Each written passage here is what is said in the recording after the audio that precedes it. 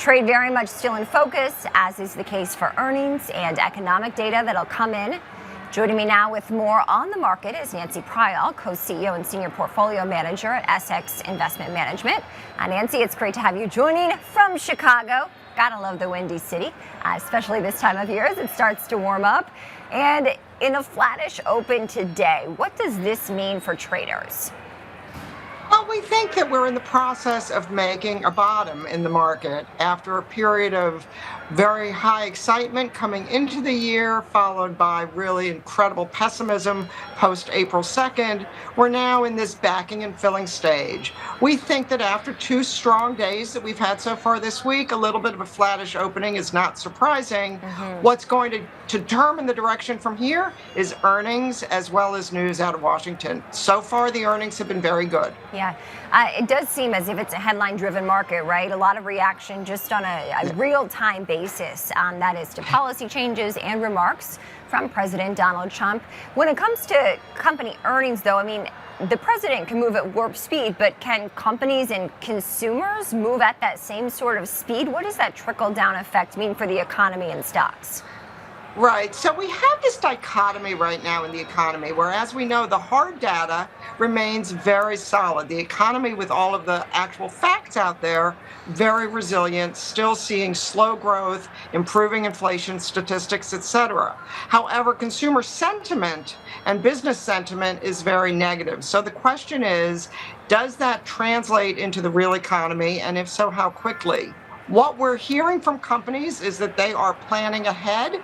They're assuming the tariffs will go in and making their plans accordingly, which we think bodes very well for earnings because they're protected if the worst case scenario happens, and they'll benefit if in fact it doesn't. Interesting.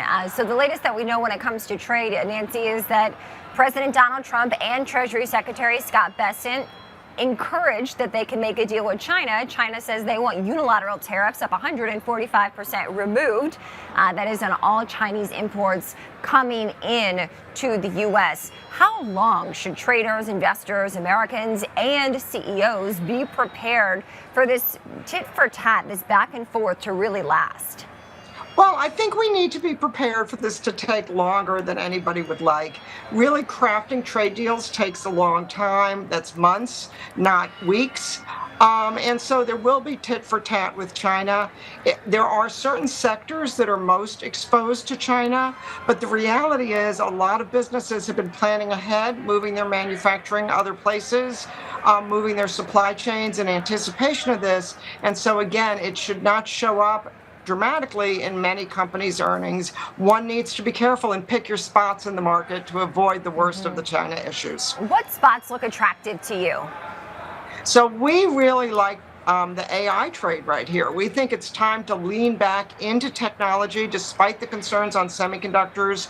We've had really good results so far from a couple of companies that say that AI trade is still alive and well, and that includes the power grid as well as the data center trade, so both building as well as software companies using that.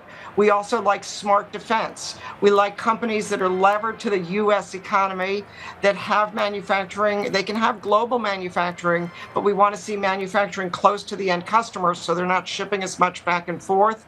We would avoid most of the consumer areas, though. Those are the ones that are most at risk from these tariffs, particularly from China.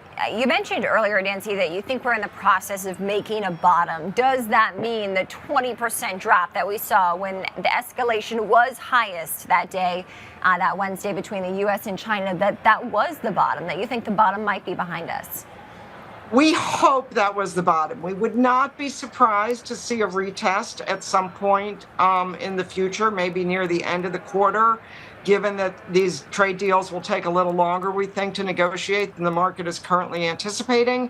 But we do think that it's likely that that was a durable bottom, given the amount of pessimism in the market, given all of the fear and uncertainty that we saw then. Most markets do not bottom in a V-shaped pattern. Most bear markets end with this backing and filling, which is what we're seeing now. We would take advantage of weakness as a day to buy, and maybe take advantage of strength to peel off some positions that look a little spiky. Interesting. So I guess I'm curious, Nancy, when you look holistically, I know you mentioned the AI trade looks attractive to you. There have been headlines that have said, sell America. Are there opportunities abroad, even with uncertainty around trade, that you think might be attractive? We do think that there are some opportunities abroad. I mean, we still think that the U.S. economy is the best economy in the world. And again, we're leaning into companies that are benefiting from growth tailwinds in the U.S. Having said that, international markets in aggregate are a much smaller part of the global financial layout than they've been for a long time. And so it's not unreasonable to expect some reversion to the mean as those markets gain in share of the overall financial picture, and perhaps the U.S. Performs in line or underperforms modestly. So we think, as always, a diversified portfolio is the best way to go. Again, we would tend to add on weakness rather than strength, but looking at Europe, looking at Japan, looking at Asia, ex-China, we think are all very prudent moves. Nancy, thank you so much for joining. You got the call, so I think we were just about the right time here. Nancy joining from Chicago. That's Nancy Prial. She's a co-CEO and senior portfolio manager at Essex Investment Management. Thank you. Thank you very much. Yep.